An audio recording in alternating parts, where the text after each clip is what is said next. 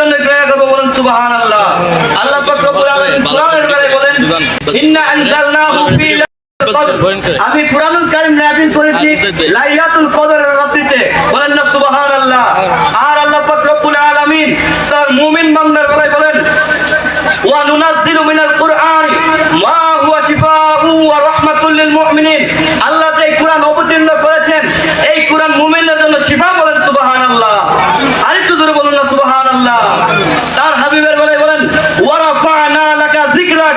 আল্লাহ বলেন সৃষ্টি কুলের যত শ্রেষ্ঠ আছে সর্বশ্রেষ্ঠ হচ্ছে নবী কামলেওয়ালা মুহাম্মাদুর রাসূলুল্লাহ সাল্লাল্লাহু আলাইহি ওয়াসাল্লাম, বলেন সুবহানাল্লাহ।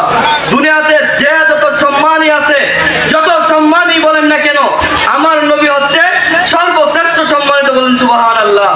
আর ওই নবীর উম্মত যারা ওই নবীর উম্মত শুধু তাদের জন্যই নয়, যারা ইহুদি, যারা নাসারা, যারা কাফের আছে তাদের পর্যন্ত গাছপালা কীটনাশক যা কিছু আছে সমস্ত কিছুর জন্য ওমা আরসালনাকা ইল্লা রাহমাতাল লিল আলামিন, জোরে বলেন না সুবহানাল্লাহ। আমার নবী হচ্ছেন সমস্ত কিছুর জন্য রহমত, সুবহানাল্লাহ। কোন না একটু দূরে, আরে বাবা আরেকটু দূরে কোন না সুবহানাল্লাহ। যারা কাফের আছে, যারা রিজিক পায়, যারা আল্লাহকে গালি দেয়, তাদেরকে আল্লাহ রিজিক দেয়। কিসের মাধ্যমে রিজিক দেয়? আমার নবীর মাধ্যমে, বলেন সুবহানাল্লাহ। আল্লাহু ইউতি আলা কাসিম, এই রিজিক দাতা আল্লাহ যার ওসিলায় রিজিক দেন, ওই নবীর আগমনে আমাদেরকে আল্লাহ ঘোষণা করেন কুল বিফাদলিল্লাহি ওয়া বিরহমাতিহি ফাবিযালিকা ফালইফরাহু।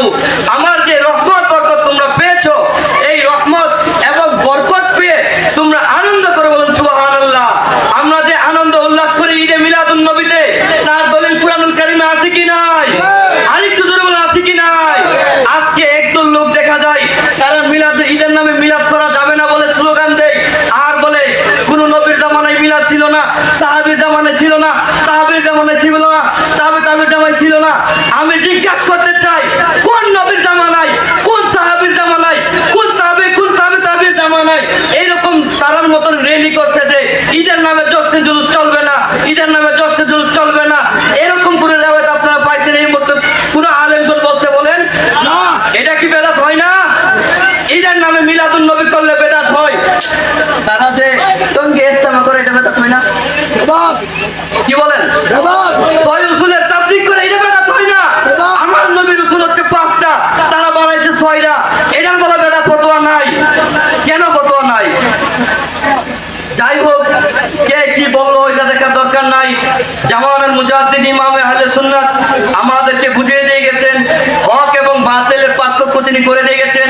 কোনটা হক এটাও তিনি চিনাই দিয়ে গেছেন, কোনটা বাতিল এটাও চিনাই দিয়ে গেছেন। বিষের বোতল মধুর লেভেল চিনাইছেন কি চিনাইছেন না? তাহলে খাবার আগে অবশ্যই যাচাই বাছাই করে খাবেন ইনশাআল্লাহ। সবাই